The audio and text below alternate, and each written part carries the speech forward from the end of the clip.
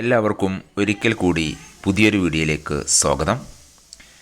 2025-2026 അധ്യയന വർഷത്തേക്കുള്ള ബിരുദ പ്രവേശനത്തിനുള്ള ഓൺലൈൻ രജിസ്ട്രേഷൻ ആരംഭിച്ചു. 9/6/2025 വൈകിട്ട് 5 മണി വരെ ഓൺലൈൻ അപേക്ഷ സമർപ്പിക്കാവുന്നതാണ്. അതായത് ജൂൺ 9 വരെ അപേക്ഷ സമർപ്പിക്കാനുള്ള ഡേറ്റ് ഉണ്ട്. അപേക്ഷാ ഫീസ് SC/ST വിഭാഗങ്ങൾക്ക് 205 രൂപയും മറ്റുള്ളവർക്ക് 495 രൂപയുമാണ്. www.admission.uoc.ac.in എന്ന വെബ്സൈറ്റിലൂടെ കയറിയിട്ടാണ് ഓൺലൈൻ രജിസ്ട്രേഷൻ പൂർത്തീകരിക്കേണ്ടത്. 4 വർഷ ബിരുദ പ്രോഗ്രാമുമായിട്ട് ബന്ധപ്പെട്ടിട്ടുള്ള എല്ലാ കാര്യങ്ങളും കാലിക്കറ്റ് യൂണിവേഴ്സിറ്റിയുടെ വെബ്സൈറ്റിൽ കൊടുത്തിട്ടുണ്ട്. അത് നിർബന്ധമായിട്ടും വായിച്ച് നോക്കിയിട്ട് വേണം ആപ്ലിക്കേഷൻ കൊടുക്കേണ്ടത് എന്ന് യൂണിവേഴ്സിറ്റി പറയുന്നുണ്ട്. ഡിഗ്രി 3 രൂപത്തിലാണ് പ്രൊവൈഡ് ചെയ്യുന്നത്. കുട്ടികൾക്ക് 3 ഓപ്ഷനുകളിൽ അവരുടെ പഠനം പൂർത്തീകരിക്കാമെന്നാണ് യൂണിവേഴ്സിറ്റി പറയുന്നത്. ഒന്ന് 3 വർഷത്തെ UG ബിരുദമാണ്. എന്ന് പറഞ്ഞു കഴിഞ്ഞാൽ 4 വർഷത്തെ ബിരുദമാണെങ്കിലും 3 വർഷം കൊണ്ട് അല്ലെങ്കിൽ 3 വർഷം മതി എന്ന് അവർ വിചാരിക്കുകയാണെങ്കിൽ ആ 3 വർഷത്തോട് നിർത്തിയിട്ട് അവർക്ക് അതിൻ്റെ സർട്ടിഫിക്കറ്റും കൊണ്ട് പോകാവുന്നതാണ്. ഇനി രണ്ടാമത്തെ ഓപ്ഷൻ എന്ന് പറയുന്നത് 4 വർഷത്തെ UG ബിരുദം വിത്ത് ഓണേഴ്സാണ്. അതായത് 3 വർഷത്തോടെ കംപ്ലീറ്റ് ആവുന്നില്ല, 4 വർഷത്തെ ഫുൾ കംപ്ലീറ്റ് ചെയ്തിട്ട് പുറത്തിറങ്ങാവുന്ന രൂപത്തിലാണ് 4 വർഷത്തെ UG ബിരുദം വിത്ത് ഓണേഴ്സ് എന്ന് പറയുന്നത്. ഇനി മൂന്നാമത്തെ ഒരു ഓപ്ഷൻ എന്ന് പറയുന്നത് 4 വർഷത്തെ UG ബിരുദം ഓണേഴ്സ് വിത്ത് റിസർച്ചാണ്. അതായത് 4ാമത്തെ വർഷം അവർ നിൽക്കുകയാണെന്നുണ്ടെങ്കിൽ അവിടെ റിസർച്ചിനാണ് കൂടുതൽ ഇമ്പോർട്ടൻസ് കൊടുക്കുന്നത്. അങ്ങനെയാണെങ്കിൽ തന്നെ 4 വർഷത്തെ UG ബിരുദം ഓണേഴ്സ് വിത്ത് റിസർച്ച് എന്ന് പറയും. ഓക്കെ, അപ്പോൾ 3 വർഷത്തോടു കൂടി കംപ്ലീറ്റ് ചെയ്ത് എന്ത് ചെയ്യാം, അവർക്ക് സർട്ടിഫിക്കറ്റ് വാങ്ങി പോകാം. അല്ലെങ്കിൽ 4ാമത്തെ വർഷം നിൽക്കുകയാണെന്നുണ്ടെങ്കിൽ അവർക്ക് എന്ത് ചെയ്യാം, അവിടെ 2 രൂപത്തിൽ നിൽക്കാം. സാധാ രൂപത്തിൽ പഠിക്കാം, അല്ലെങ്കിൽ കൂടുതൽ റിസർച്ചിന് ഇമ്പോർട്ടൻസ് കൊടുത്തിട്ട് 4ാമത്തെ വർഷം പഠിക്കുകയാണെങ്കിൽ അതിനെ ഓണേഴ്സ് വിത്ത് റിസർച്ച് എന്ന് പറയാം. അപ്പോൾ 3 വർഷം കംപ്ലീറ്റ് ചെയ്യാം, അല്ലെങ്കിൽ 4ാമത്തെ വർഷം നിൽക്കാം. ഈ 4ാമത്തെ വർഷത്തിലേക്ക് അവർക്ക് പോകണമെന്നുണ്ടെങ്കിൽ ഈ 3ാമത്തെ വർഷത്തിൽ 75% മാർക്ക് ഉണ്ടെങ്കിൽ മാത്രമേ അവർക്ക് 4ാമത്തെ വർഷത്തിലേക്ക് കണ്ടിന്യൂ ചെയ്യാൻ പറ്റുള്ളൂ എന്നുള്ളൊരു കണ്ടീഷനും കൂടെ അവിടെ ഉണ്ട്. അപ്പോൾ ഇങ്ങനെ 3 ഓപ്ഷനുകളിലായിട്ട് കുട്ടികൾക്ക് പഠനം പൂർത്തീകരിക്കാം എന്ന് പറയുന്നുണ്ട്. അതേപോലെ ഈ BVOC കോഴ്സിൻ്റെ നോട്ടിഫിക്കേഷൻ വന്നിട്ടില്ല, അത് ഉടനെ തന്നെ വരും എന്നുള്ളത് യൂണിവേഴ്സിറ്റി പറയുന്നുണ്ട്. അതേപോലെ ഓൺലൈൻ അപേക്ഷ സമർപ്പിക്കുന്ന സമയത്ത് അവർക്ക് ആദ്യമായിട്ട് അവരുടെ പേഴ്സണൽ ഡീറ്റെയിൽസ് എല്ലാം കൊടുക്കുന്ന സമയത്ത് CAP ID-യും അതുപോലെ തന്നെ പാസ്വേഡും ആദ്യം അവരത് കിട്ടും. യൂണിവേഴ്സിറ്റി വെബ്സൈറ്റിൽ നിന്നും അത് കിട്ടേണ്ടതുണ്ട്. അപ്പോൾ ആ സമയത്ത് തന്നെ അവരുടെ മൊബൈലിൽ ഒരു OTP വരുന്നതായിരിക്കും.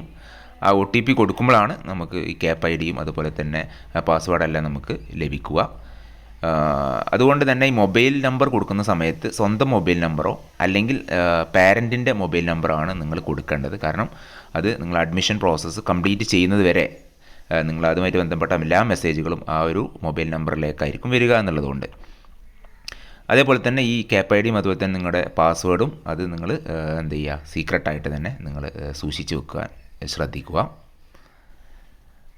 അതേപോലെ ഈ ആപ്ലിക്കേഷൻ കൊടുത്തു കഴിഞ്ഞാലും അത് നിങ്ങൾക്ക് എന്നാണോ അതിൻ്റെ അവസാന തീയതി, ഇപ്പം ജൂൺ 9 വരെ നിങ്ങൾക്ക് അത് എഡിറ്റിംഗ് പോസിബിളാണ്. ഒരു പ്രാവശ്യം കൊടുത്ത് ഫൈനൽ സബ്മിറ്റ് ചെയ്താലും ജൂൺ 9 വരെ നിങ്ങൾക്ക് എന്ത് ചെയ്യാം, അത് എഡിറ്റിംഗ് പോസിബിളാണ് എന്ന് യൂണിവേഴ്സിറ്റി പറയുന്നുണ്ട്.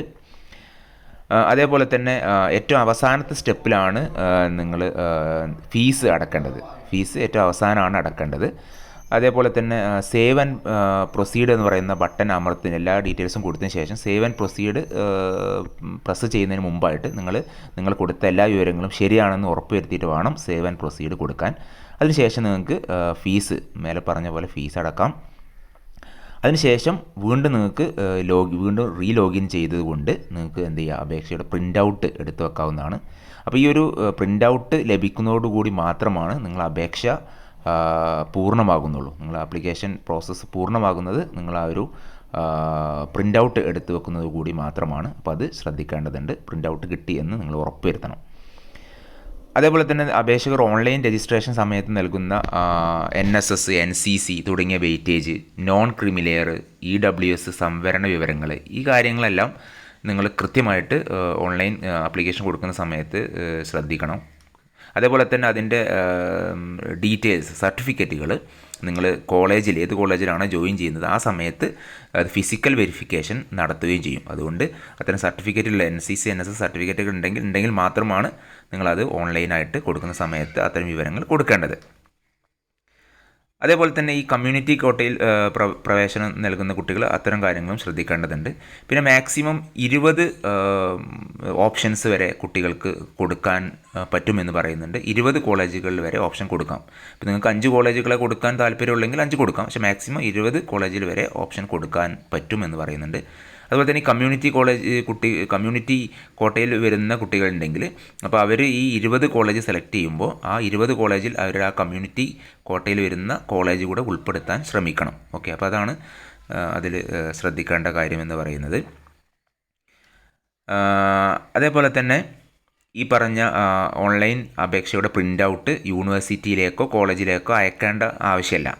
അത് നിങ്ങളെ കയ്യിൽ വെച്ചാൽ മതി. പിന്നീട് നിങ്ങൾ ഏത് കോളേജിലാണോ ജോയിൻ ചെയ്യാൻ പോകുന്നത് ആ സമയത്ത് നിങ്ങൾ ആ അനുബന്ധ രേഖകളോടൊപ്പം തന്നെ ആ പ്രിൻ്റ് ഔട്ട് നിങ്ങൾ ആ കോളേജിലാണ് നിങ്ങൾ സമർപ്പിക്കേണ്ടത്. ആ ഒരു അഡ്മിഷൻ സമയത്ത് മാത്രം കോളേജിലേക്ക് നിങ്ങൾ ആ പ്രിൻ്റ് എടുത്തിട്ട് പോയാൽ മതി. അല്ലാതെ യൂണിവേഴ്സിറ്റിയിലേക്ക് അത് അയക്കേണ്ട കാര്യം ഇല്ല എന്ന് പറയുന്നുണ്ട്. അതേപോലെ തന്നെ മാനേജ്മെൻറ്റ്, സ്പോർട്സ് എന്നീ കോട്ടകളിൽ പ്രവേശനം ആഗ്രഹിക്കുന്ന വിദ്യാർത്ഥികൾ ഓൺലൈൻ രജിസ്ട്രേഷന് പുറമെ പ്രവേശനം ആഗ്രഹിക്കുന്ന കോളേജുകളുമായിട്ട് നേരിട്ട് ബന്ധപ്പെട്ട് അപേക്ഷ സമർപ്പിക്കണം. അപ്പോൾ ഈ പറഞ്ഞ ഓൺലൈൻ രജിസ്ട്രേഷൻ നടത്തിയാലും ഈ മാനേജ്മെൻറ്റ്, സ്പോർട്സ് കോട്ടകളിലെ വിദ്യാർത്ഥികൾ അതാത് കോളേജ് ഏത് കോളേജിലാണോ ഈ അഡ്മിഷൻ സ്പോർട്സ് കോട്ട അല്ലെങ്കിൽ മാനേജ്മെൻറ്റ് കോട്ടയിലുള്ള കോളേജ് ഏതാണോ അവിടെ സെപ്പറേറ്റ് അപ്ലിക്കേഷൻ കൊടുക്കേണ്ടതുണ്ട് എന്നുള്ളതാണ് പറയുന്നത്. അപ്പോൾ ഇത്രയും കാര്യങ്ങളാണ് യൂണിവേഴ്സിറ്റി ഈ UG പ്രവേശനവുമായിട്ട് ബന്ധപ്പെട്ട് പറഞ്ഞിട്ടുള്ളത്. അപ്പോൾ നിങ്ങൾ ഓൺലൈൻ ആപ്ലിക്കേഷൻ ഉടനെ തന്നെ കൊടുക്കുക. എന്തെങ്കിലും സംശയങ്ങളുണ്ടെങ്കിൽ നിങ്ങൾക്ക് ഈ യൂട്യൂബ് ചാനലിൻ്റെ കമൻറ്റ് ബോക്സിൽ നിങ്ങൾ ചോദിക്കാം.